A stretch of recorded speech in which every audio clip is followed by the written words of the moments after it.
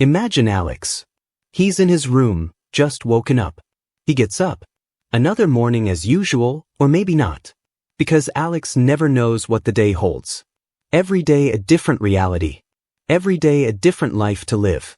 He goes to the bathroom, and yes, he pees. So far, so normal. Thanks, Alex. Then he looks at himself in the mirror and something feels off. There's a face staring back at him, making faces, reacting, moving just like him.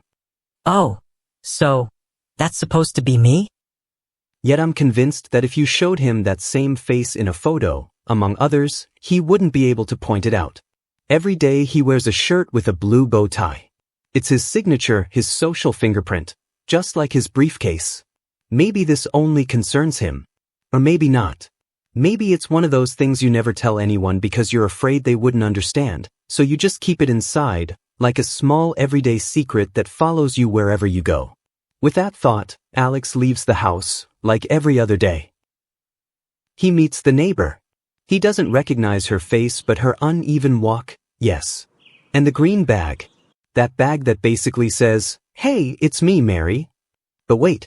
Today, it's gone. Maybe she lost it. Or maybe she just forgot it. In either case, red alert. Alex panics. She seems familiar. Who is she? Then he does something that for him is normal. But for me, I'm not sure about you, it would feel a bit embarrassing. He asks her name. Excuse me, what's your name? Yes, really. He asks his own neighbor, the one he's known for 10 years. You'd think she's going to be offended, but no, she smiles. Mary, she says. And actually she reciprocates. And you? Alex.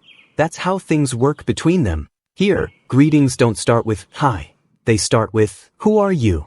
What Alex has learned is simple. Faces don't define people.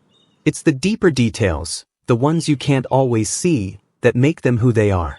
You never take recognition for granted. People aren't recognized. They reintroduce themselves. Every time. With kindness. And maybe a pinch of awkwardness. At work, Alex has one advantage. He's in his environment.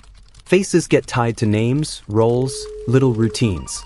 And so, even if faces escape him, those details stay. He knows that the one in stripes is Martha. The one with the ever-tied-up hair is Julia. Simple as long as things stay consistent. But not like yesterday afternoon at the supermarket. Alex had been there 20 minutes. He remembered everything except the one thing he actually went to buy. Then he sees Julia. Completely different outfit. Hair down. And next to her, a guy. Alex looks at her. Then at the guy. Then back at her. She looks familiar. Maybe I saw her on someone's Instagram story? Then he hears the voice. Hi, Alex. And suddenly everything clicks. It's Julia. He doesn't recognize her visually, he recognizes her orally. Her voice is a reliable audio tag. A few meters further on, while he's standing lost in thought in front of the frozen foods counter, another man greets him enthusiastically. Alex responds with a polite smile, internally, totally puzzled. Do I know you? A neighbor? A schoolmate? Or am I just so memorable that you remember me? Nope.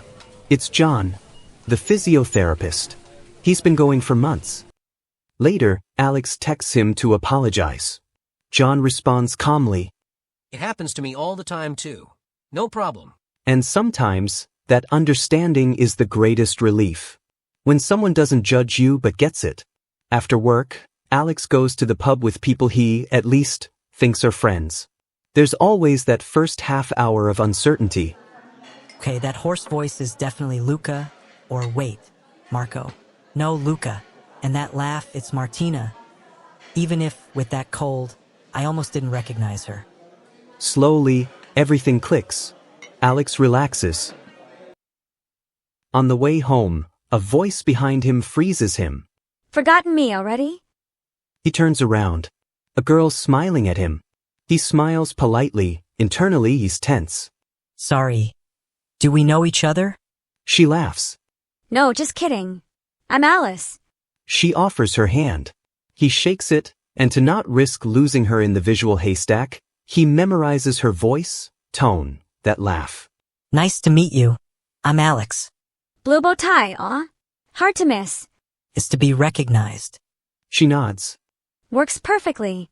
Kinda like Hercule Poirot, the famous detective from Agatha Christie stories. The next day, Alex won't remember her face. But that line, that he'll remember. And that laugh. Who knows if he'll ever see her again. For now, they just say goodbye. And that's exactly the point. For him, faces slip away, they just vanish. That's why people who live like this have to invent other ways to recognize others. Sometimes you'll even see a man holding his mother-in-law's hand. Not out of love, be clear, but so he doesn't end up coming home with a stranger, who honestly might be more fun.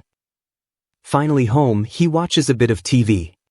In movies, stars always get their names slapped across the screen in every single scene. So nobody ends up going, "Yesterday I saw this movie, but I can't remember the title."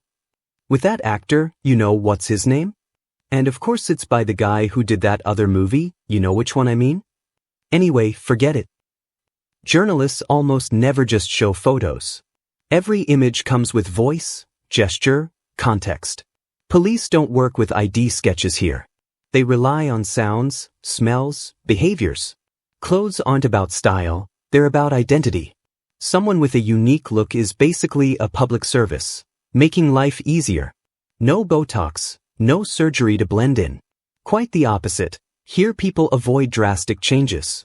Because a new haircut can make you vanish for weeks, until everyone gets used to your new visual signature. Want to know the catch? In this world, kindness isn't optional. It's essential.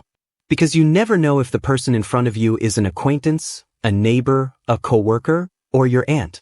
So you smile. You say hello. You ask their name. And if you forget it, ask again. No one gets offended. It's normal. It happens to everyone. This is a world where nothing is taken for granted. Every meeting is a small act of attention. Every relationship is built on many levels: voice, movement, presence.